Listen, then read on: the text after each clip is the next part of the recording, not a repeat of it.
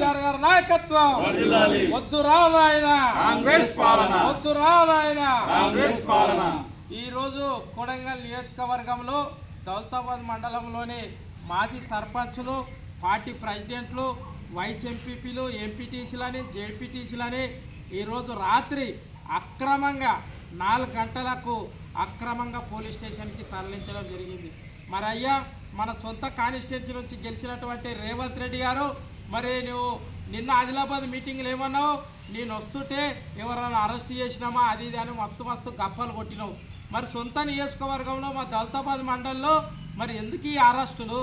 మరి నువ్వు ప్రజాపాలన అన్నావు, మరి ప్రజాప్రభుత్వం అన్నావు, మరి పోలీసులను పెట్టి అక్రమంగా మాకు నిద్రలకి లేపి పోలీస్ స్టేషన్కి తీసుకురావడం జరిగింది.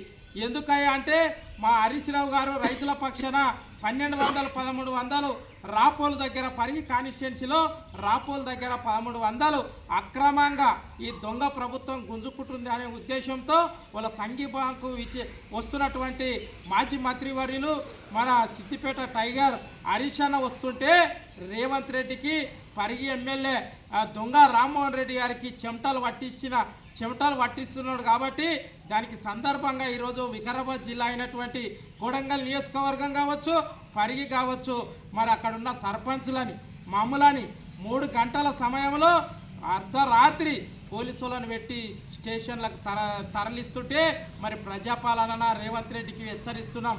మరి అక్కడ మా మాజీ ఎమ్మెల్యే పట్నం నరేందర్ రెడ్డి గారిని హైదరాబాద్లో హౌస్ అరెస్ట్ చేశారు. మాజీ మంత్రివర్యులు సబితా ఇంద్రారెడ్డిని గిట హౌస్ అరెస్ట్ చేశారు. మరి ఇది ప్రజాపాలన, మరి ఏ పాలన ఒక్కసారి గమనించండి. రేవంత్ రెడ్డి గారు, నీకెందుకు భయం? ప్రజాపాలన అంటే ప్రజల కోసం నువ్వు పనిచేస్తే నాయకుడు, నువ్వు ఎందుకు ఇట్లా మరి వివరిస్తున్నావో తెలుస్తలేదు.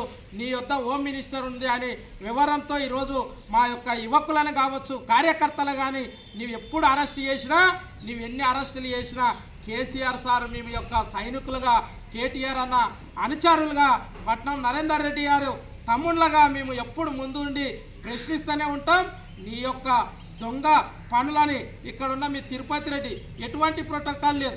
మా దౌలతాబాద్ మండలంలో కళ్యాణ లక్ష్మి చెక్కులు ఇస్తా అంటాడు, అక్కడ ఇట అడ్డుకొని తీరుతామని మనం చేస్తూ ఈ అవకాశం ఇచ్చిన మీడియా మిత్రులందరికీ ధన్యవాదాలు తెలియజేసుకుంటున్నా. జై తెలంగాణ! కేసీఆర్ గారి నాయకత్వం, నరేందర్ అన్న గారి నాయకత్వం.